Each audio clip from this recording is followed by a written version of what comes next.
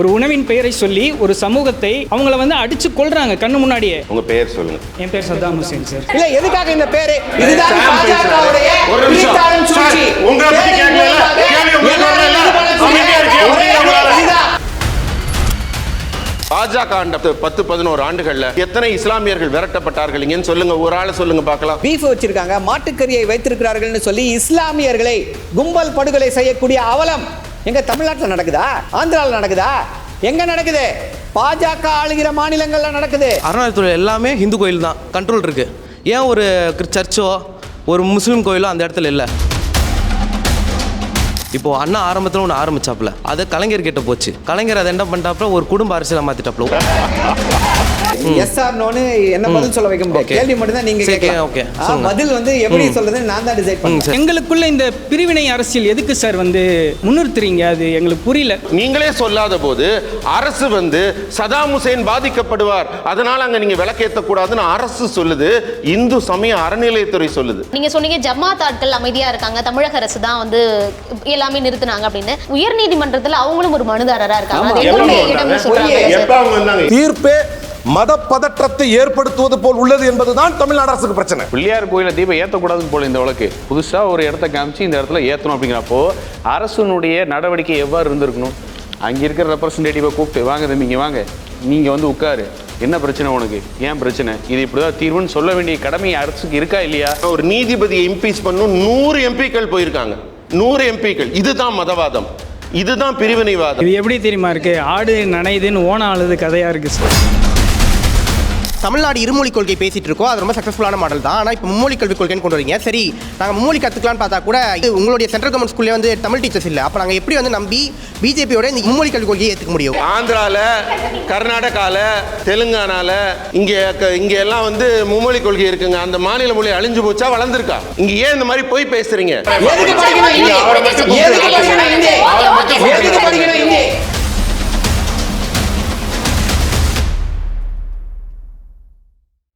Rubilux paints, best quality, best value for money. உங்கள் பேர் சொல்லும் பெயிண்ட் ரூபிலக்ஸ் பெயிண்ட்ஸ். கடந்த பகுதியில் மாணவர்கள் அரசியல் பிரதிநிதிகள் கிட்ட பல்வேறு கேள்விகளை முன் வச்சாங்க. காரசாரமான விவாதங்களையும் நம்ம பார்க்க முடிஞ்சது. தொடர்ந்து பல கேள்விகளோட மாணவர்கள் காத்திருக்காங்க. பேசுவோம் ப்ளீஸ். யார் கேட்க? ஓகே, உங்க பெயர் சொல்லுங்க. என் பேர் சத்தாம் ஹுசேன் சார். நான் ஒரு சட்டக்கல்லூரி மாணவன். இப்போ என்னோட கொஷின் உங்களுக்கு தான் சார். அறிவையும் ஆற்றலையும் வந்து பயன்படுத்தி அரசியல் பண்ணாமல் சாதி, மதம், இனம், மொழி, நிறம், உணவு, உடை இதெல்லாம் வச்சு நான் பெரியவன், நீ பெரியவன், இவன் இருக்கவன், இவன் இல்லாதவன், இவன் வேற ஆள், நான் வேற ஆள், நாங்கள் எல்லாம் ஒன்றா பிறந்த ஒன்றா வளர்ந்தவ தான் நாங்கள் இளைஞர்கள். நாங்கள் எல்லாமே அரசியல் அமைப்பு சட்டத்தில் என்ன சொல்லியிருக்கு? பிரதர்ஹுட், ஃப்ரெட்டர்னிட்டி, இதை பேஸ் பண்ணி தான் நாங்கள்லாம் வந்து ஒன்றா இந்த நாட்டை வந்து ஒரு நல்ல நிலைமைக்கு கொண்டு வரலாம் நாங்கள்லாம் வந்து முயற்சி செய்கிறோம். ஆனால் எங்களுக்குள்ளே இந்த பிரிவினை அரசியல் எதுக்கு சார் வந்து முன்னிறுத்துறீங்க? அது எங்களுக்கு புரியல. கொஞ்சம் கற்று தந்தீங்கன்னா நாங்கள் கற்றுப்பண்ணா. ரொம்ப நல்ல கேள்வி கேட்டிருக்கீங்க. ரொம்ப நல்ல கேள்வி சதாம் ஹுசேன். உங்களுக்கு நான் நன்றி தெரிவிக்கிறேன். இது மாதிரி ஒரு கேள்வி வந்தால் தான் எங்களுடைய கொள்கை கோட்பாடாக நீங்கள் அமர்ந்து கூட கேட்கலாம். அதனால் முதல் விஷயம் என்னென்னா, உங்கள் கேள்வியை நான் 2 கூறுகளாக பிரிச்சுக்கிறேன். இதை ஏன் முன்வைக்கிறீங்க அப்படின்னு நீங்கள் நேரடியாக கேட்குறீங்க. அதை நான் சார்ந்த கட்சிக்காக நான் எடுத்துகிட்டு பதில் சொல்கிறேன். முதல்ல இதைத்தான் திமுக திட்டமிட்டு பரப்பி கொண்டிருக்கிறது. கொஞ்சம் முன்னாடி கூட நான் சொன்னேன், திருப்பரங்குன்ற விவகாரத்தில் எடுத்துட்டிங்கன்னா அங்கே தீபத்தூணில் விளக்கேற்றக்கூடாது என்று தர்கா சொன்னாங்களா? தர்காவில் இருந்த நபர்கள் சொன்னாங்களா? அங்கே இருக்க இஸ்லாமிய சகோதரர்கள் சொன்னாங்களா? நீங்கள் இந்து சமய அறநிலையத்துறை என்பது, நீங்கள் தர்காக்குன்னு ஒரு கமிட்டி இருப்பாங்கள்ல உங்களுக்கு, அவங்கெல்லாம் வந்து அதுக்கு என்ன பெயர் சொல்லுவீங்க உங்கள் இதில்? ஜமாத். அவங்க வந்து அந்த முடிவுகள்லாம் அவங்க தானே எடுப்பாங்க. அப்போ இந்து சமய அறநிலையத்துறை அது சார்ந்த முடிவு அவங்க தானே எடுக்கணும். அங்கே இடத்துல விளக்கு ஏற்றணுமா வேண்டாமா, அவங்க அது சார்ந்த விஷயந்தான் பேசணும். இப்போ ஜமாத்தே அந்த இடத்துல வந்து நீங்கள் சந்தனக்கூடு நடத்தக்கூடாது, இந்த பண்டிகை நடத்தக்கூடாதுன்னு அவங்களே தெரிவிப்பாங்களா? ஒரு ஐரணி இல்லையா? அப்போ மாற்று மதத்தை சேர்ந்த சகோதரர்கள் தடுக்காத போது கூட அரசு வந்து சொல்லுது. இன்னைக்கு சதாம் ஹுசேன் எங்கள் வீட்டுக்கு பக்கத்து வீட்டில் இருக்கீங்க, நானும் நீங்களும் நெய்பர்ஸ்ன்னு வச்சுக்கோங்க. நான் கார்த்திகை கொண்டாட போகிறேன் தம்பி, அதனால் என் வீட்டு வாசலில் விளக்கேற்றுறேன், தீபாவளி கொண்டாடுறேன் விளக்கேற்றுறேன். நீங்கள் என்ன செய்யணும்? எங்கள் பக்கத்து வீட்டுக்காரரா வந்து, அண்ணே உங்கள் வீட்டில் தீபாவளியா பண்டிகையா என் கூட சேர்ந்து நீங்கள் கொண்டாடுவீங்க. உங்கள் வீட்டில் நீங்கள் ரம்ஜான் கொண்டாடுறீங்களா, இதுக்கு எப்பங்க தம்பி பிரியாணி கொடுக்குறீங்க, நான் வந்து உங்கள் வீட்டில் உங்கள் இதில் பங்கெடுக்கணும். அதுதான் நல்ல இணக்கம். உங்கள் வீட்டு வாசலில் நீங்கள் தீபம் ஏற்றுறது என்ன பாதிக்குதுன்னு நீங்கள் சொல்லுவீங்களா? அப்படி நீங்களே சொல்லாத போது அரசு வந்து சதாம் ஹுசேன் பாதிக்கப்படுவார், அதனால் அங்கே நீங்கள் விளக்கேற்றக்கூடாதுன்னு அரசு சொல்லுது, இந்து சமய அறநிலையத்துறை சொல்லுது. தமிழ்நாட்டில் மட்டும் இவங்க ஒரு கட்டமைக்கப்பட்ட ஒரு பிரிவினைவாதம், உங்களை மாதிரி இளைஞர்கள் சிந்தனையில் இவங்க உருவாக்கி வச்சிருக்காங்களே, அதை உடைக்கிறதுக்கு உங்கள் கேள்வி மிகவும் அதிகமாக பயன்படும். எந்த விதத்திலேயாவது இந்தியாவிலேருந்து பாஜக ஆண்ட 10-11 ஆண்டுகளில் எத்தனை இஸ்லாமியர்கள் விரட்டப்பட்டார்கள் இங்கன்னு சொல்லுங்கள், ஒரு ஆளை சொல்லுங்கள் பார்க்கலாம். நாங்கள் அத்தனை பேரும் இந்தியர்களாக பார்க்குறோம், எங்கள் சகோதரர்களாக பார்க்குறோம். நாங்கள் ஒரே நாடு ஒரே கொள்கை மாதிரி ஒரே மக்கள்னு நினைக்கிறோம். பாரதிய ஜனதா கட்சிங்கிற பேரில் என்ன இருக்குங்க? நாங்கள் வந்து மக்களின் கட்சி, ஜனதான மக்கள், இந்திய மக்கள் கட்சி தான் நாங்கள். நீங்கள் நல்ல தமிழில் நாங்கள் சொல்லணும்னா அங்கே உங்களை நாங்கள் பிரிச்சே பார்க்கல, எங்கள் பார்வையிலே வித்தியாசம் இருக்குது, அதுதான் உண்மை. நீங்கள் நன்றாக யோசித்து பார்க்கணும். அதனால் உங்கள் கேள்வி மிக நல்ல கேள்வி. அதனால் இந்த தமிழ்நாட்டில் மட்டும்தான் மதவாதம் பிரித்தாளும் சூழ்ச்சியை இந்த அரசு செய்கிறது. அதற்கு தெளிவான உதாரணம் நம்ம கோவில்லேருந்தே இந்த கார்த்திகை தீபத்தின் உதாரணம் திருப்பரங்குன்றத்தை உங்களுக்கு சொன்னேன். சரி ஸ்ரீகாந்த் சார், எனக்கு ஒரே ஒரு சந்தேகம் மட்டும். நீங்கள் சொன்னீங்க ஜமாத் ஆட்கள் அமைதியாக இருக்காங்க, தமிழக அரசு தான் வந்து எல்லாமே நிறுத்தினாங்க அப்படின்னு. என்ன உயர்நீதிமன்றத்தில் அவங்களும் ஒரு மனுதாரராக இருக்காங்க, அது எங்களுடைய இடம்னு சொல்றாங்க. முதல்ல தெரிவிச்சது யாரு? நான் கேட்கிறேன், அந்த இடத்துல தீபம் ஏற்றணும்னு ஒரு தனி நபர் தான் வழக்கு போட்டார். பாஜக போட்டுச்சா? ஒரு தனி நபர் தான் வழக்கு போட்டிருக்கார். உண்மையா இல்லையா? அந்த தனி நபர் தனியா போய் விளக்கேற்றலான்னு சொல்லி ஒரு நீதிபதி கொடுத்துடுறாரு. கொடுத்த பிறகு நீங்கள் சப்சிக்வெண்ட்டாக 144 போட்டு அந்த தனிநபர் அழகாக சொல்கிறேன், ஒத்த நெருப்பு குசிலைங்க சீனிவாசன்ஜி சொன்னார், மதுரையில் அந்த தனி மனுஷன் போய் அந்த தூண் மேலே வெறும் விளக்க மட்டும் வச்சு தீபத்தை ஏற்றிட்டு திரும்பி வந்திருப்பான், விஷயமே முடிஞ்சு போயிருக்கும். நீதி பரவட்டம்னு போட்டிருக்கீங்க, அந்த நீதிபதி இழிவு செய்யப்பட்டார். அந்த நீதி இழிவு செய்யப்பட்டது. நீங்களாம் அந்த சீட்டில் இருக்கீங்களே, கொஞ்சம் யோசிச்சு பாருங்க. அந்த சீட்டில் நீங்கள் இருங்க தம்பி. ஒவ்வொருத்தரும் நாளைக்கு பெரிய நீதிபதியாக அங்கே அமர்ந்திருக்கும் போது நீங்கள் ஒரு நியாயத்தின் அடிப்படையில் ஒன்று சதாம் ஹுசேன் ஒரு தீர்ப்பு தரார், உங்களுடைய பெயரை வச்சு அந்த நீதிக்கு ஒரு களங்கம் கற்பிச்சா உங்களுக்கு மனம் வருத்தப்படுமா இல்லையா? ஒரு நீதிபதியை இம்பீச் பண்ணும் 100 எம்பிக்கள் போயிருக்காங்க, 100 எம்பிக்கள். இதுதான் மதவாதம், இதுதான் பிரிவினைவாதம், இதுதான் பிரித்தாளும் சூழ்ச்சி. இந்த அரசு வந்து சிறுபான்மை வாக்குகளுக்காக, இன்னும் சொல்ல போனா ஒருபடி மேல போய் சிந்திக்கணும். சதாம் ஹுசேன் ஒரே ஒரு லாஸ்ட் கருத்து, 30 செகண்ட்ஸ். முஸ்லீம் லீக் அப்படின்னு ஒரு கட்சி இருந்தது, கண்ணியத்துக்குரிய காயிதே மில்லத்தையா இருந்தாங்க, எந்த கட்சியிலையும் கூட்டணி கிடையாது, தனியா நின்னாங்க. 16 எம்எல்ஏக்களோட வந்தார், ஜெயிச்சு வந்தார். ஆனால் இன்றைக்கு அதே இஸ்லாமியர்களுக்காக நாங்கள் இருக்கிறோம் என்று சொல்ற இந்த திமுகவோட அந்த முஸ்லீமுக்கு சேர்ந்தவொன்னே இன்னைக்கு 1 சீட்டுக்கு 2 சீட்டுக்கு கையேந்திர நிலைமைக்கு அந்த கட்சி சுருக்கப்பட்டு இருக்கிறது. இன்னைக்கு 50 வருஷம் முன்னாடி 16 எம்எல்ஏக்கள் நினைச்ச அந்த கட்சி இன்னைக்கு சுருங்கி போய் நிற்குது. அதனால சிறுபான்மை மக்களுக்கு நான் உதவி செய்கிறேன் என்று சொல்லி நம்பிக்கை துரோகம் செய்து கொண்டிருப்பது திமுக, நட்பாக இருப்பது பாஜக. இது எப்படி தெரியுமா இருக்கு? ஆடு நனைதுன்னு ஓன ஆளுது கதையா இருக்கு சார். ஆதாரங்கள் சொல்லியிருக்கீங்க, நான் எல்லார்கிட்டையும் ஒரு கேள்வி காமனாவே கேட்கிறேன். நம்ம இந்தியா வந்து எதுக்கு ஃபேமஸ்னு நினைக்கிறீங்க? மற்ற கண்ட்ரிலாம் பார்த்து யூனிட்டி அண்ட் டைவர்சிட்டி, வேற்றுமையில் ஒற்றுமை, இந்த ஒரு இது காரணத்துக்காக தான் இந்தியாவே ஃபேமஸ். இப்போ என்னடா கூட இருக்கிறவங்க பசங்களே நம்மள ஒரு மாதிரி பார்க்கிறது வந்து அது டிஃபரெண்டா இருக்கு. நான் வந்து என் சகோதரனா பார்க்கறேன், என் பிரதரா பார்க்கறேன். அவனை இது தமிழ்நாட்டுல தான் நடக்குது தம்பி, இந்தியா முழுக்க அப்படி இல்ல. பாஜக ஆளும் மாநிலங்கள்ல அப்படி இல்ல. ஒரு உணவின் பெயரை சொல்லி ஒரு சமூகத்தை அவங்கள வந்து அடிச்சு கொள்றாங்க கண்ணு முன்னாடியே. ஆனால் அதே அரசாங்கம் வந்து 4th பிளேஸில் வந்து எக்ஸ்போர்ட்டில் இருக்காங்க. இப்போ வந்து ஃபஸ்ட் பிளேஸ்க்கு வந்து அதை ரீச் பண்ணுறதுக்கு வந்து நம்ம முன்னோக்கி போயிட்டுருக்கோம். இது வந்து எவ்வளோ பெரிய அரசியல் எனக்கு தெரியல சார். நல்ல கேள்வி கேட்டிருக்கீங்க. என்ன அப்படின்னா, ஹிந்து ராஷ்டிரா, இந்தியா வந்து ஹிந்து ராஷ்டிராவா? இந்தியா என்ன, நம்மளுடைய பிரியாம்பிள் என்ன சொல்லுது? India is a socialist, secular, democratic republic. அப்போ ஹிந்து ராஷ்டிரான வாதத்தை முன்வைப்பது யார்? திமுக வைக்குதா? காங்கிரஸ் வைக்குதா? யாரு? மதத்தின் பெயரால் மக்களை துண்டாட நினைப்பது யார்? யார் வச்சான்னு சொல்லுங்க. இந்த பாஜக. சார், நீங்க பேசும்போது பொறுமையா கேட்டோம், அதனால கொஞ்சம் பொறுமையா கேளுங்க. அருமையான ஒரு இதை சொன்னீங்க. கும்பல் படுகொலை. கும்பல் படுகொலை எதனால நடக்குது? கும்பல் படுகொலை பீஃப் வச்சிருக்காங்க, மாட்டுக்கறியை வைத்திருக்கிறார்கள்னு சொல்லி இஸ்லாமியர்களை கும்பல் படுகொலை செய்யக்கூடிய அவலம் எங்க தமிழ்நாட்டில் நடக்குதா? ஆந்திராவில் நடக்குதா? எங்க நடக்குது? பாஜக ஆளுகிற மாநிலங்கள்ல நடக்குது. இஸ்லாமியர்கள் குறிவைத்து தாக்கப்படுகிறார்கள். என்ன காரணம்? மிரட்டணும். ஐயா, தேர்தல் நடக்குது, பார்த்துருப்பீங்க, வைரலா போச்சு. புர்கா அணிந்த பெண்கள் வாக்கு போட விடாமல் துரத்தி அடிக்கப்படுகிறார்கள். எங்க தமிழ்நாட்டில் நடக்குது? அது எங்க நடக்குது? பாஜக ஆளுகிற மாநிலங்களில் நடந்து கொண்டிருக்கிறது. என்ன காரணம்? ஏன்னா இவர்களுக்கு எங்கோ நடக்கிற ஒற்றை சம்பவம், தொடர்ந்து பாலியல் வன்கொடுமை நடக்குது, அதை பத்தி பேச மாட்டேங்கிறாரு. தொடர்ந்து நடக்குது, காவல்துறை மரணங்கள் நடக்குது, அதை பேச மாட்டேங்கிறாரு. எங்கேயோ நடக்கிற ஒற்றை சம்பவத்தை வந்து மொத்த நாட்டுக்கான உதாரணமா நீங்க சொல்லாதீங்க. எங்கேயோ நடக்கிற ஒற்றை சம்பவம் மொத்த நாட்டுக்கான உதாரணமாக வராது. சார் சொன்னீங்க, அந்த ஸ்கூல் ட்ராப் அவுட் வந்து சொன்னீங்க, சொல்லும்போது தமிழ்நாட்டில் வந்து அதிகமாக இருக்குது அப்படின்ட்டு பாருங்கள். நீங்கள் பார்த்துட்டு தான் கேட்குறேன். 28 ஸ்டேட்டு 8 யூனியன் பிரதேஷ் இருக்குது. மொத்தமாக 36 லிஸ்ட்டு பார்த்தீங்கன்னா அதில் தமிழ்நாட்டோட இடம் வந்து 30 தாண்டி 30க்கும் மேலே தாண்டி இருக்குது. நான் 30 அதை பேச வரல. சார் வந்து பிஜேபி சார்பில் இருக்காங்க, அதனால் கேட்குறேன். அந்த 30 மீதி இருக்கிற 30ல் வந்து மோஸ்ட்லி அதிகமாக இருக்கிறது பிஜேபி ரூல் பண்ணுற ஸ்டேட் தான் வந்து ட்ராப் அவுட் லிஸ்ட்டில் அதிகமாக இருக்குது. அதுலேயும் ரொம்ப பர்டிகுலராக பார்த்திங்கன்னா நம்ம மாண்புமிகு பிரதமர் மோடி அவர்கள் ரூல் பண்ணுற குஜராத்தில் வந்து தமிழ்நாட்டை விட ட்ராப் அவுட் ரேஷியோ அதிகமாக இருக்குது.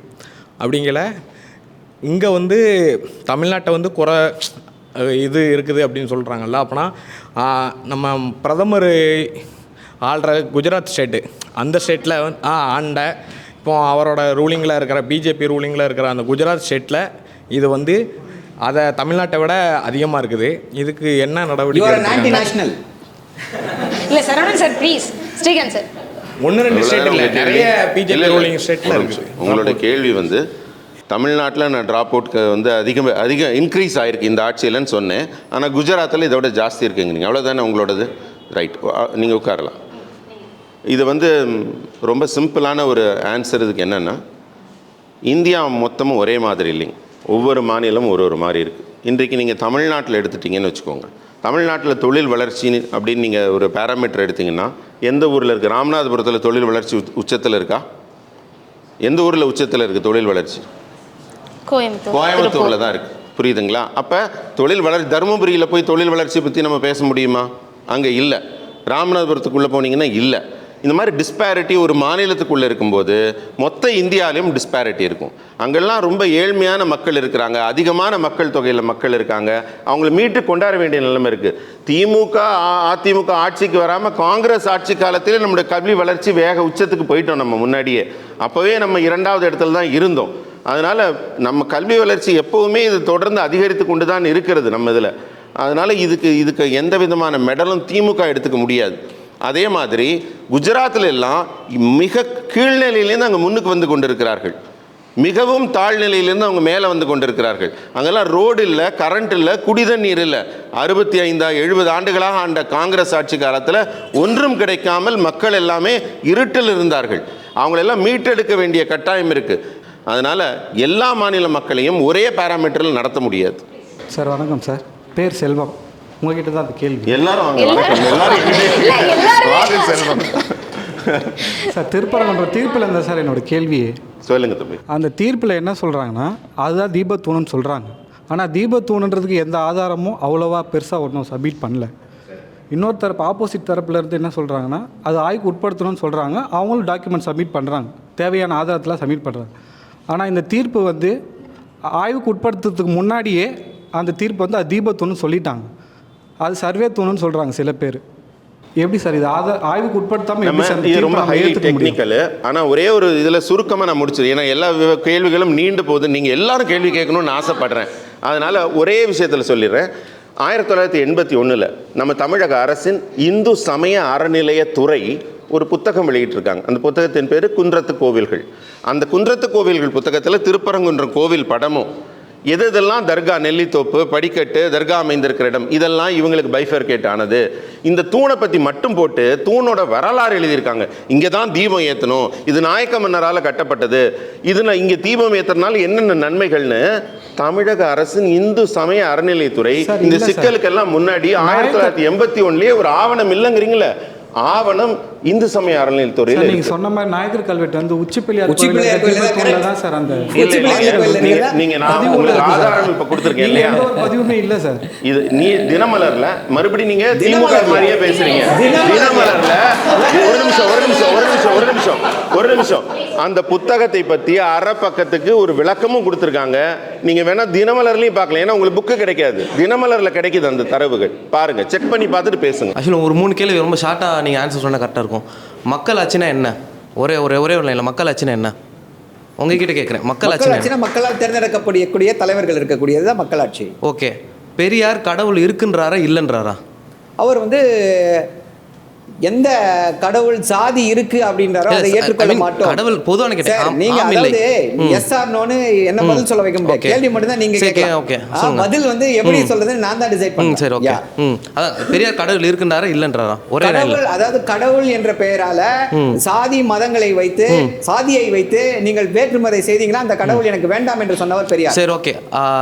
தமிழ்நாட்டை தமிழன் ஆளலாமா வேணாமா? தமிழ்நாட்டை தமிழன் ஆளலாமா வேணாமா? ஆளணும். இது 3 கேள்வி நான் ஏன் உங்ககிட்ட கேட்டேன்னா, திமுகவோட ஐடியாலஜி எனக்கு ஆரம்பத்துலேருந்தே புரியவே மாட்டேங்குது. இப்போது அண்ணா ஆரம்பத்தில் ஒன்று ஆரம்பித்தாப்புல, அது கலைஞர்கிட்ட போச்சு.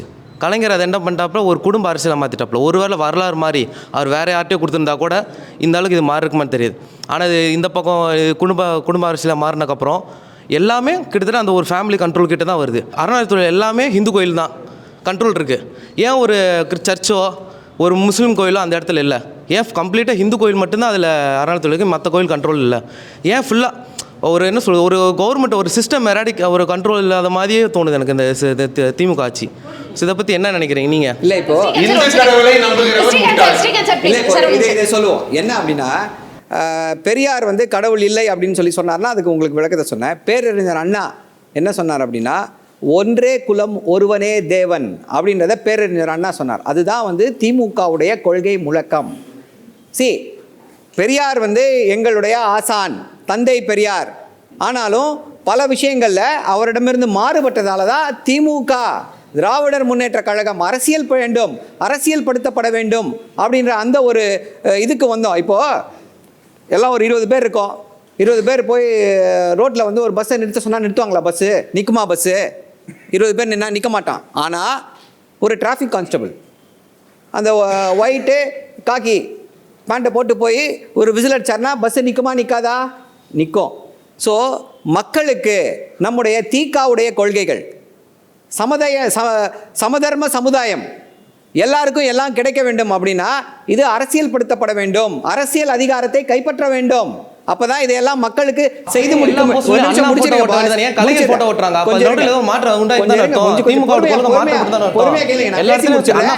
பேசி முடிச்ச உடனே உங்களுடைய கேள்விகளை நீங்க கேட்கலாம். சோ அரசியல் அதிகாரத்தை கைப்பற்ற வேண்டும். திக வந்து அவர்களுடைய மாநாட்டில் 29 மாநாட்டில் என்னென்ன கோரிக்கைகளை, என்னென்ன தீர்மானங்களை போட்டார்களோ அந்த தீர்மானங்கள் எல்லாவற்றையுமே வந்து திமுக ஆட்சிக்கு வந்த பிறகு நிறைவேற்றியது.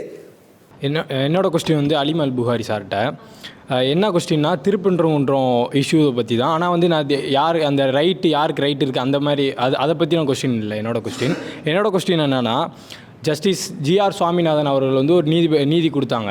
அதுக்கு வந்து ஸ்டேட் கவர்மெண்ட் வந்து இம்பீச்மெண்ட் போனாங்க. அது சார் சொல்லியிருந்தார். அதை வந்து அவங்களோட ஸ்டேட்டோட கான்ஸ்டியூஷனல் பவரை வந்து அப்யூஸ் பண்ணி தான் இம்பீச்மெண்ட் போனாங்க. அது அவருக்கு மனவேதனையை கொடுத்துச்சுண்டு. நீங்கள் ஜிஆர் சுவாமிநாதனை எதுக்காக இந்த ஜட்ஜ்மெண்ட்டுக்கு கிரிட்டிசைஸ் பண்ணாங்க அப்படின்றது உங்கள்கிட்ட இந்த ஆன்சர் கேட்கு. மரியாதைக்குரிய ஜிஆர் சுவாமிநாதன் நீதிபதி அவர்களுடைய அந்த தீர்ப்பினுடைய 32nd பாயிண்ட்டை நீங்கள் பார்த்தீங்க அப்படின்னு சொன்னால் அவர் சொல்லியிருப்பார், the temple management in the instant case appears to have forgotten the lessons of history.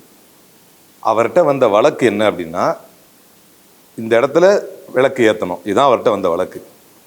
அவர் எந்த அளவுக்கு வந்து அந்த வழக்கை வந்து அதனுடைய நிறத்தை, அதனுடைய சூழ்நிலையை, அதனுடைய நேச்சரையே மாற்றிட்டார் அப்படின்னா, நான் பார்க்கிறேன் டெம்பிள் மேனேஜ்மெண்ட் இந்த வழக்கில் வரலாற்றினுடைய பாடங்களை எல்லாம் மறந்துட்டீங்க. என்ன சொல்ல வராருன்னா, நிறைய முஸ்லீம்கள் நிறைய ஆக்கிரமிப்புகளை இந்த மண்ணிலே செய்து விட்டார்கள். விஜய் அவர்கள் மீது கரூர் ஸ்டாம்பீடுக்கு நடந்த வழக்கு வந்தபோது அதே பாஜகவுடைய அண்ணாமலை தான் வந்து ஃபர்ஸ்ட் பிரஸ் மீட் கொடுத்து பேசுறாரு.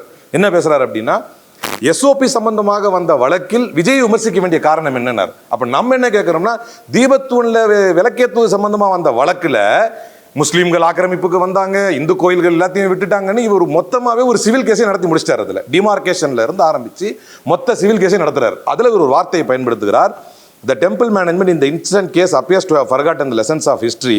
அடுத்து ஒன்று சொல்றாரு, but now the temple management is on the same page as that of the dargah. இப்போ இதுக்கு தான் இளைஞர்களும் மாணவர்களும் பதில் சொல்லணும். தர்கா என்ன நிலைப்பாட்டில் இருக்குதோ அதே நிலைப்பாட்டில் டெம்பிள் மேனேஜ்மெண்ட்டும் இருக்குது. இது எனக்கு கன்ஃபியூஷனாக இருக்குதுங்கிறாரு. நியாயமாக இதை அவர் அப்ரிஷியேட் பண்ணியிருக்கணும். ஏன்னா ரெண்டு பேருமே பிரச்சனையை அவரே தான் சொல்றாரு, டெம்பிள் மேனேஜ்மெண்ட்டும் தர்காவும் ஒரே பேஜில் இருக்குங்கிறாரு. ரெண்டு பேருக்குமே பிரச்சனை இல்லைங்கிறாரு. அப்ப இந்த ரெண்டு பேருக்குமே பிரச்சனை இல்லாத போது இந்த அரசு தான் பிரச்சனை பண்ணுது. நீங்க பேசும்போது ஒரு வார்த்தை கூட குறுக்க வரல சார். மெரிட் இருந்தா பேசுங்க. ஏதாவது மெரிட் இருந்தா பேசுங்க. நான் சொல்றது நீங்க சொன்ன விஷயத்துல ஒரு உண்மையை சொல்றீங்கல்ல, ரெண்டு பேருக்கும் பிரச்சனை இல்ல, தமிழக அரசுக்கு தான் பிரச்சனை, திமுகவுக்கு தான் பிரச்சனை. பாரதிய ஜனதா கட்சிக்கு விவாதம் செய்வதற்கு தகுதியான நபர்கள் தமிழ்நாட்டில் கிடையாது.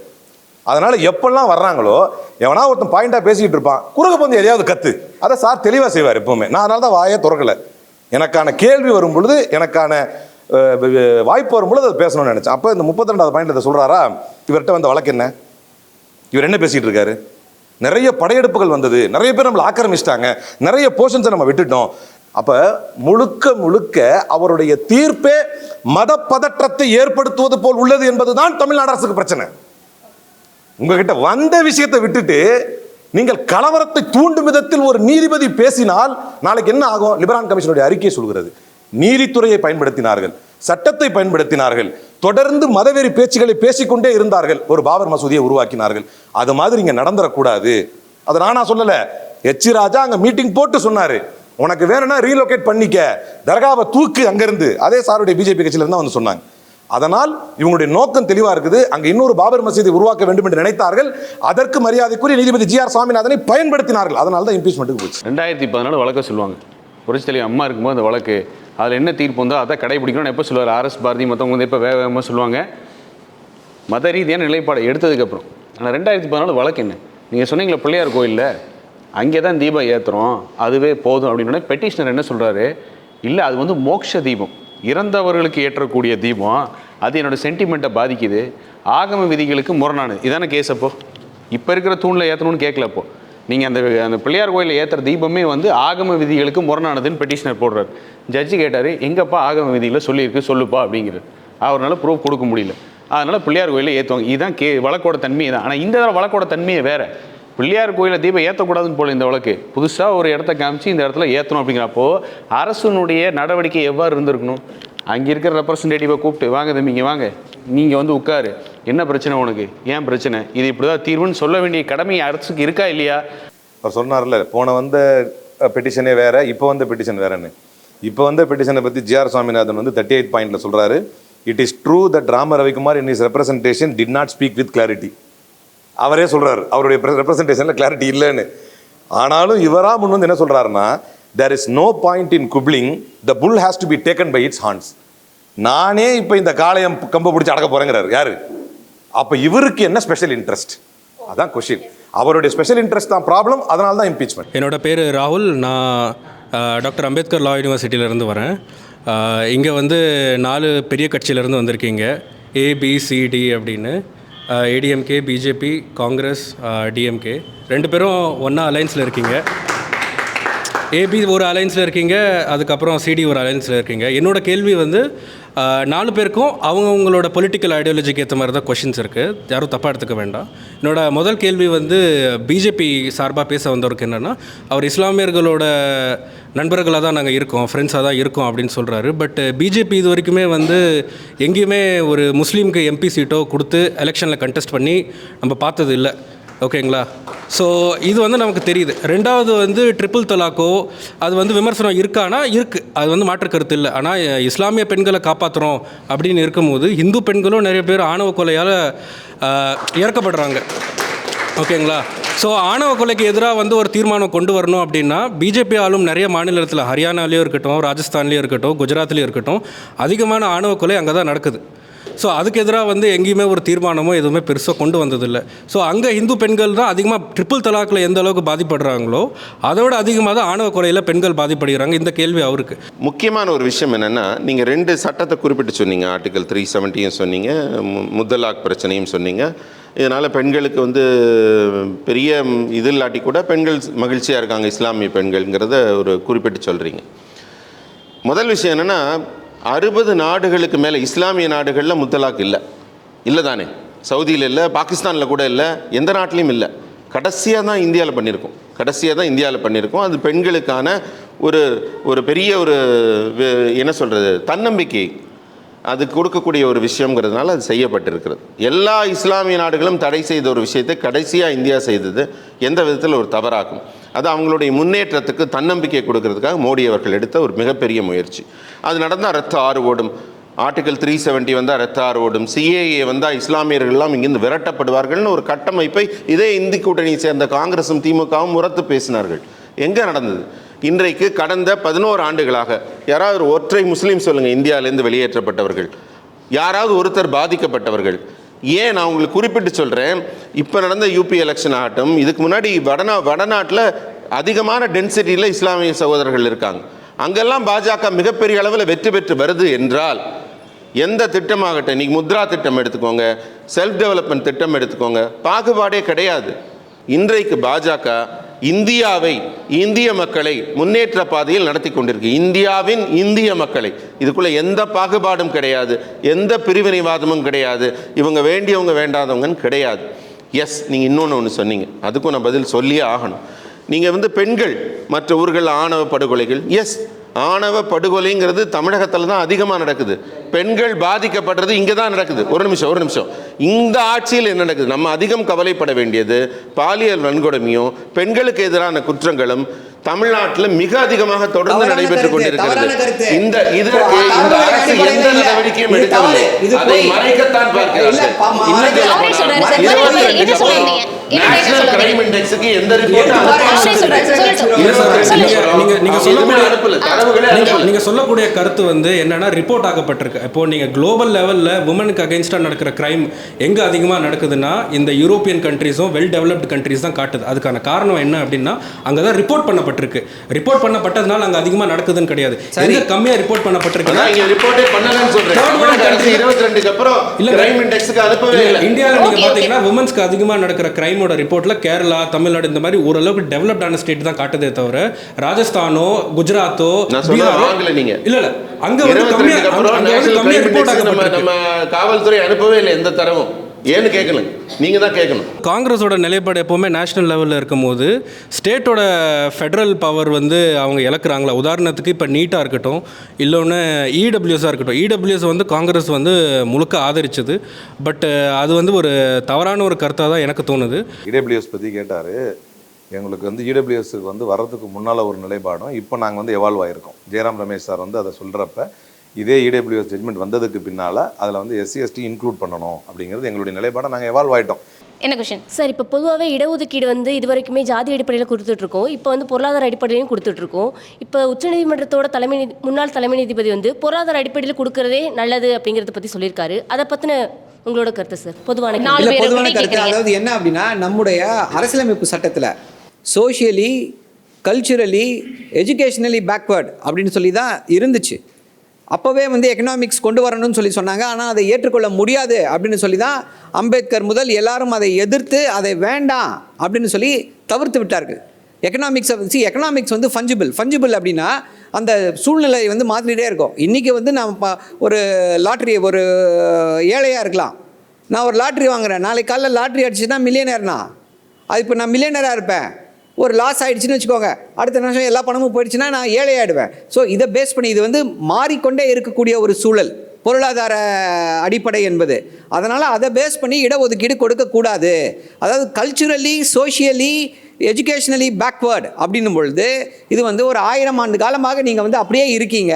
இதை வந்து நீங்கள் ஜஸ்ட் நீங்கள் படித்ததுனால மாற்றிட முடியாது. தன்னுடைய பிறப்பின் அடிப்படையில் ஒருத்தங்க டாக்டர் ஆகிடுறாங்க. ஒருத்தர் ஒரு எக்ஸ் நபர் டாக்டர் ஆகிடுறார். அவருடைய மகனோ மகளோ அவங்களும் பிறப்பின் அடிப்படையில் அவங்களும் மருத்துவர் ஆகிடுறாங்க, பெரிய மருத்துவம்னு கட்டிடுறாங்க. அவங்க பேரனுக்கு கூட கிடைச்சிருது பிறப்பின் அடிப்படையில். இப்போ அவங்க வசதியாக அவங்க இதே இடஒதுக்கீடு மூலம் ஆயிடுறாங்க. நாங்கள் கொண்டு வர இந்த எக்கனாமிக்கலி பேக்வேர்டுங்கிறது வாய்ப்பே கிடைக்காம இருக்காங்களே, இன்னும் அடித்தளத்திலே இருக்காங்க இல்லையா. ஒரு 3 தலைமுறைகள் இந்த இடஒதுக்கீட்டை அனுபவித்த பிறகு அவங்க விட்டு கொடுக்கணுமா இல்லையா? கேஸ் சிலிண்டர் மானியத்தை விட்டு கொடுங்கன்னு மோடி கேட்டார். எத்தனை கோடி மக்கள் முன் வந்து விட்டு கொடுத்தாங்க. அது மாதிரி அவங்கள விட்டு கொடுங்கன்னு கேட்குறாங்க. நீ 3 தலைமுறைக்கு அனுபவிச்சிட்ட, 3 தலைமுறை டாக்டர் ஆகிட்ட, 3 தலைமுறையில் ஐஏஎஸ் ஆகிட்ட, 3 தலைமுறையில் எல்லாத்துலேயும் உனக்கு ப்ரிவிலேஜ் கிடைச்சிருச்சு.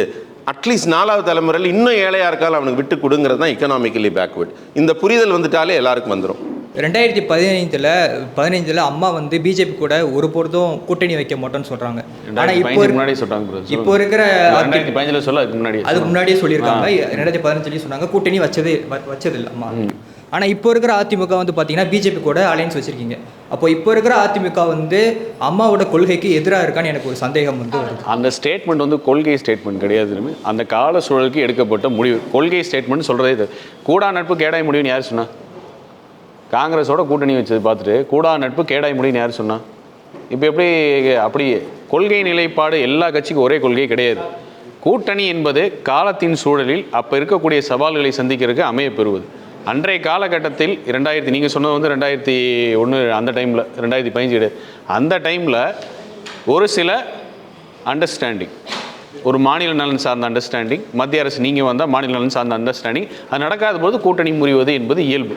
அதனால் அப்போ சொல்லிட்டாங்க. அதே மாதிரி 20 வருஷம் அப்படிங்குது. இப்போ அம்மா உயிரோடு இருந்தால் இந்த கூட்டணி வைக்கிற முடிவு தான் எடுத்திருப்பாங்க சார். ஆனால் அமித்ஷா அவர்கள் வந்து ஒரு தடவையும் வரும்போதும் அவர் வந்து இது என்டிஏ தலைமையிலான ஒருத்தர் தான் வந்து முதலமைச்சராக வருவாங்க அப்படின்னு சொல்லி எங்க சொன்னார்? ஆமாம், அவர் வந்து எடப்பாடி பழனிசாமி அவர்கள் அப்படின்னு வந்து சொல்ல மென்ஷன் பண்ண மாட்டாரு நேம. இல்லை, இவர் சொல்லுவார் ஒரு நிமிஷம், அமித்ஷா வந்து என்டிஏ தலைமையில் ஒருத்தர் முதலமைச்சர் சொல்லவே இல்லை. என்டிஏல இருந்து ஒருத்தர் வருவாங்க அப்படி எதுவும் சொல்றாரு. அவங்கள பொறுத்த வரைக்கும் தேசிய கட்சி அவங்களோட குறிப்பிடுவது வந்து என்டிஏ அலையன்ஸ். ஆமாம் சார். தமிழகத்தை பொறுத்த வரைக்கும் அனைத்து இந்திய அண்ணா திராவிட முன்னேற்ற எடப்பாடி தலைமை தான் கூட்டணி. இவ்வளவுதான். அந்த நேரத்தில் அவர் பக்கத்தில் நான் தான் உட்கார்ந்துருந்தேன், நான் தான் மொழிபெயர்ப்பே பண்ணேன். அந்த மாதிரி அவர் சொல்லலை. மதிப்புக்குரிய எடப்பாடி அவர்கள் தலைமையில் தான் கூட்டணி அமையப் போகிறதுனாரு. அதனால் அவர் சொன்னது வந்து ஊடகங்களில் தான் இந்த மாதிரி எல்லாம் பிரித்தும் திரித்தும் கூறப்பட்டது. கோவை சத்யன் சார் எனக்கு ஒரு கேள்வி சார். 2025 சென்ட்ரல் கவர்மெண்ட் வந்து வக்ஃப் அமெண்ட்மெண்ட் பில் கொண்டு வந்தாங்க சார். கொண்டு வந்தப்போ வந்து ஸ்டேட் கவர்மெண்ட் என்ன சொன்னாங்கன்னா அதுக்கு எதிரான ஒரு ரெசல்யூஷன் இங்கே ஸ்டேட் அசம்பிளியில் பாஸ் பண்ணுறாங்க சார். பாஸ் பண்ணும்போது எஸ்பி வேலுமணி சாருமே ஸ்டேட் கவர்மெண்ட் கூட அதிமுக நிற்கும் அப்படின்ற ஒரு ஸ்டேட்மெண்ட் சொன்னார். அதே மாதிரி நின்றாங்க. 2 பிஜேபி எம்எல்ஏக்கள் மட்டும் வெளிநடப்பு செஞ்சாங்க அதை எதிர்த்து. ஆனால் ஏடிஎம்கே எந்த விதத்துலேயும் சுப்ரீம் கோர்ட்டுக்கு அதாவது state government Tamil Nadu state government வந்து ரிட் பெட்டிஷன் ஃபைல் பண்ணி போனப்போ ஒரு பார்ட்டியாக சேரவே இல்லையா? அதுக்கான விளக்கம். பெட்டிஷன் ஃபைல் பண்ணி வழக்காடு மன்ற போன விஷயம் அந்த வக்க அமெண்ட்மெண்ட் இப்போ சத்தம் இல்லாமல் நடைமுறைப்படுத்தியிருக்கேன் திமுக. நீங்கள் கேட்க வேண்டிய கேள்வி என்ன? குறிப்பாக இஸ்லாமியருக்கு எதிரானது அப்படின்னு சொல்லி கத்தி கூச்சல் போட திமுக இந்த வக்கு திருத்தத்தை இப்போ நடைமுறையில் கொண்டு வந்திருக்காங்க, நடைமுறைப்படுத்தியிருக்காங்களே. இப்போ கேள்வி இப்போ எங்கே கேட்கணும்? ஒன்றா எதிர்த்தா முழுசாக எதிர்க்கணும், ஒன்றா எதிர்க்கணும். இதை வந்து தமிழ்நாட்டுக்குள்ள கிடையாது, வர விட மாட்டேன், திமுக மட்டும்தான் தெம்பு. காங்கிரஸ் ஆட்சியில் எந்த சட்டத்தை கொண்டு வந்தாலும் தமிழ்நாட்டிற்கு விலக்கு வாங்கி கொடுத்தது வந்து திமுக. சரவணன் வேணா இன்னும் 1 மணி நேரம் பேசுங்க. சார் பிஜேபி சார் நீங்கள் வந்து இந்த கிறிஸ்மஸ் டைமில் வந்து பார்த்தீங்கன்னா நிறைய கிறிஸ்டியன்ஸ்க்கு எதிராக இந்த சங் பரிவார் வந்து நிறைய இடத்துல வந்து போராட்டங்கள் பண்ணாங்க. கிறிஸ்டியன்ஸ்க்கும் ரொம்ப தொந்தரவாக இருந்தது. ஆனால் அதுக்கு எதிராக வந்து ஏன் பிஜேபி எந்த கருத்தும் தெரிவிக்கல? முற்றிலும் மறுக்கிறேன் நான். இது வந்து தவறான தகவல், கட்டமைக்கப்பட்ட தகவல். இது மாதிரி எந்த சம்பவம் எங்கேயும் தமிழ்நாட்டில் குறிப்பாக எங்கேயும் நடைபெறவில்லை. இல்லை சார், ஒரு விஷயம், அண்ணாமலை வருத்தம் தெரிவித்தார். அண்ணாமலை வருத்தம் தெரிவித்தார் சார். நீங்கள் ஒட்டுமொத்த கட்சிக்கும் ஒட்டுமொத்த இதுக்கும் இந்த மாதிரி கட்டமைக்கிற வேலை தான் நீங்கள் பண்ணுறீங்க. அவ்வளோதான். அந்த குறிப்பிட்ட காரணத்துக்குள்ள போனால் நீங்கள் என்ன கடைசியில் 2 மணி நேரம் கழிச்சு இந்த கேள்விக்கு போயிட்டீங்கன்னா அதுக்கப்புறம் நிறைய அதில் டிபேட் பண்ணணும். அதனால் அது இல்லை, அது உண்மையான காட்சி இல்லை. தனிப்பட்ட விரோதங்களுக்காக நடைபெற விஷயங்களுக்குள்ள நம்ம போனோம்னா அது பெருசாக போகும். தமிழ்நாடு இருமொழி கொள்கை பேசிட்டு இருக்கோம், அது ரொம்ப சக்ஸஸ்ஃபுல்லான மாடல் தான். ஆனால் இப்போ மும்மொழி கல்விக் கொள்கைன்னு கொண்டு வரீங்க. சரி, நாங்கள் மும்மொழி கற்றுக்கலான்னு பார்த்தா கூட இன்னைக்கு பல ஸ்கூலில் வந்து உங்களுடைய சென்ட்ரல் கவர்மெண்ட் ஸ்கூல்லே வந்து தமிழ் டீச்சர்ஸ் இல்லை. அப்போ நாங்கள் எப்படி வந்து நம்பி பிஜேபியோட இந்த மும்மொழி கல்விக் கொள்கையை ஏற்றுக்க முடியும்? உங்க பேர் சொல்லுங்க, உங்க பேர் சொல்லுங்க. இல்ல இது என்ன பேர் கேக்குறீங்க? சொல்லுங்க, உங்க பேர் சொல்லுங்க. எதுக்கு கேக்குறீங்க? உங்க பேர் சொல்லுங்க. உங்களுக்கு என்ன வருத்தம்? உங்க பேர்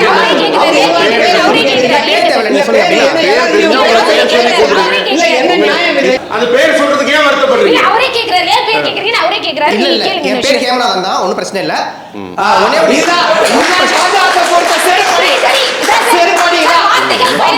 வார்த்தைகள் பார்த்து பயன்படுத்துங்க சரவணன் சார், தயவு செஞ்சு. என்ன பிரச்சனை? அவருக்கு என்ன பிரச்சனை? நான் சொல்லிட்ட வார்த்தைகள் பார்த்து பயன்படுத்துங்க. இல்ல, கேந்திர வித்யாலயா ஸ்கூல் ஒரு கிளாசிக் எக்ஸாம்பிள். அங்க தமிழ் டீச்சர்ஸே கிடையாது. அப்ப தமிழ்நாடு எப்படி மும்மொழி கொள்கையை ஏற்க முடியும்? மும்மொழி கொள்கை வந்து திமுக கட்டமைக்கிற ஒரு நாடகம். திமுக கட்டமைக்கிற நாடகம். இன்றைக்கு 3 விஷயம் 3 லைன்ல சொல்றேன். ஹிந்தி பிரச்சார சபா இங்கே நடக்குது இல்லைங்களா? இந்தியாவிலே அதிகமான மாணவர்கள் படிக்கிறது தமிழ்நாட்டில் தான். தப்பு இல்லை. சிபிஎஸ்சி இருக்கு இல்லைங்களா? சிபிஎஸ்சி ஸ்கூலு இங்கே பிரைவேட்டில் நடக்கிற 60% மாணவர்கள் கிட்டத்தட்ட படிக்கிறாங்க. அந்த பிரைவேட் சிபிஎஸ்சி ஸ்கூலில் பாதிக்கு மேலே நம்ம திமுக தலைவர்கள் தான் நடத்துகிறாங்க. அங்கெல்லாம் மும்மொழி கொள்கை இருக்கிறது. மும்மொழி கொள்கை இவர் சொன்னார் இல்லையா, பாதி எதிர்க்கிறோம். தனியார் பணம் கட்டி படிக்கிற தனியார் மாணவர்கள் படித்து அறிவு பயன்பெற்று கொண்டு போகலாம். ஆனால் அரசு பள்ளி மாணவர்களுக்கு நான் என்ன சொல்றேன், நீங்க ஆப்ஷன் வைங்க, வேணுங்கிறவங்க படிக்கட்டும், கட்டாயப்படுத்த வேண்டாம். இந்திக்கான ஆப்ஷன் வைக்க மாட்டேங்கிறது. என்னுடைய உங்க கேள்விக்கு நான் பதில் சொல்றேன், குறுக்கு கேள்வி கேட்காம என் பதில வாங்குங்க முதல்ல. சரி, ஓகே சார். அதாவது ஒரு ஆப்ஷன் வைங்க. ஏன் அரசு பள்ளி மாணவன் ஹிந்தி படிக்க வேண்டும் என்றால் ஆயிரக்கணக்கான ஃபீஸ் கட்டிட்டு தான் போகணுமா? எல்லாத்துக்கும் மேல இங்க என்ன நடக்குதுன்னா, ஆந்திராலையும் கேரளாலையும் சார் என்கிட்ட கேட்ட கேள்விக்கு அவரை மட்டும் ஆந்திரால, கர்நாடகால, தெலுங்கானால இங்கே எல்லாம் வந்து மும்மொழி கொள்கை இருக்குங்க. அந்த மாநில மொழி அழிஞ்சு போச்சா வளர்ந்துருக்கா? இங்க ஏன் இந்த மாதிரி போய் பேசுறீங்க? ஏன் ஒரு மொழிக்கு எதிரான ஒரு ஹிந்தின்னு சொல்லி ஒரு இல்லாத போரை உருவாக்கி என்றைக்கோ திணிக்கப்பட்ட போது வந்த போர். ரொம்ப சிம்பிளுங்க. நீங்க மொழிங்கிறீங்களே, நான் மொழிக்காக போராடிய குடும்பத்துல இருந்திருக்கேன். முத்தமிழ் காவலர் கியாப்போட பேரன். அவர் தான் இருமொழி கொள்கைக்காக போராடியவர். மரண தருவாயில் அவர் ஒரு அறிக்கை கொடுத்தார். என்ன தெரியுமா அறிக்கை கொடுத்தாரு? நான் வந்து தமிழ் மக்களுக்காக ஹிந்தி வந்துடக்கூடாதுன்னு இருமொழி கொள்கைக்காக போராடினேன், ஆனால் நான் தவறு செய்து விட்டேன். இது நீங்கள் பொய் சொல்லலை. எல்லா பத்திரிகையிலையும் கடைசி அறிக்கை கியாப்பே கொடுத்தது. மொழிப்போரில் அவர் மிஞ்சின தியாகி இல்லை. தமிழுக்காக மட்டுமே வாழ்ந்தவர், எந்த அரசு பதவியும் வாங்கலை. ஜஸ்டிஸ் பார்ட்டிக்கே தலைவராக இருந்தவர். அவர் சொல்லியிருக்காரு, நான் இருமொழி கொள்கைன்னு சொல்லி இன்றைக்கி எல்லாரும் படிக்கிறவங்களாம் இங்கிலீஷை படிக்கிறாங்க, வேற ஒரு பாஷை படிக்கிறாங்க, ஃப்ரெஞ்சு மற்றது இதெல்லாம் படிக்கிறாங்களே தவிர ஆப்ஷனில் தமிழ் படிக்காத மாணவர்கள் இன்றைக்கி எத்தனை பேரால் தமிழ் புத்தகம் எடுத்து படிக்க முடியும்? எத்தனை பேர் தமிழ் இலக்கியம் படிக்கிறீங்க? தமிழை தவிர்த்து விட்டு 2 மொழியில் மார்க்குக்காக மற்றது, இன்னும் சொல்ல போனால் சமஸ்கிருதத்தை எடுத்து படிக்கிறது. ஏற்கனவே வந்த அறிக்கை, என் அறிக்கை இல்லை, அதில் என்ன இருக்குன்னு சொல்கிறேன். மற்ற மொழிகளை படித்துட்டு போகிறாங்க, இங்கிலீஷையும் மற்ற மொழியும் படிக்கிறாங்க, தாய்மொழியை தவிர்க்கிறாங்கங்கிறாரு. இப்போ வந்திருக்கிற தேசிய கல்விக் கொள்கையில் தாய்மொழியை நாங்கள் கட்டாய பாடமாக்கி இருக்கிறோம். கேந்திர வித்யாலயா ஸ்கூல்ல டீச்சர்ஸ் இல்ல சார், தமிழ் டீச்சர். அதான் உண்மை, அதான் உங்களுக்கான பதில். இல்ல ஒரே நிமிஷம். அதாவது இது போய் புதிய ஒரே நிமிஷம் சின்ன கருத்து. புதிய கல்விக் கொள்கையால தான் தமிழ் வந்து கட்டாயமாக்கப்பட்டிருக்கிறது அப்பட்டமான போய் 2006லயே கம்பல்சரி லேர்னிங்னு சொல்லி தமிழ் இஸ் கம்பல்சரி. தமிழ்நாட்டில் படிக்கக்கூடிய எல்லா மாணவர்களுக்கும் தமிழ் கம்பல்சரி. திமுகவுக்கு தமிழை பத்தி நீங்க பாடம் எடுக்க வேண்டிய அவசியம் கிடையாது.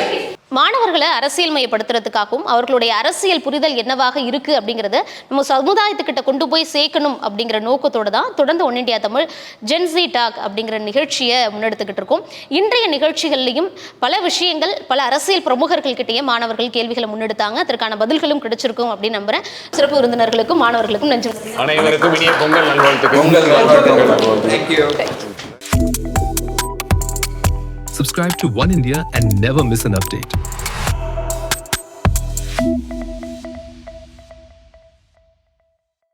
Rubilux Paints. Best quality, best value for money. உங்கள் பேர் சொல்லும் பெயிண்ட் Rubilux Paints.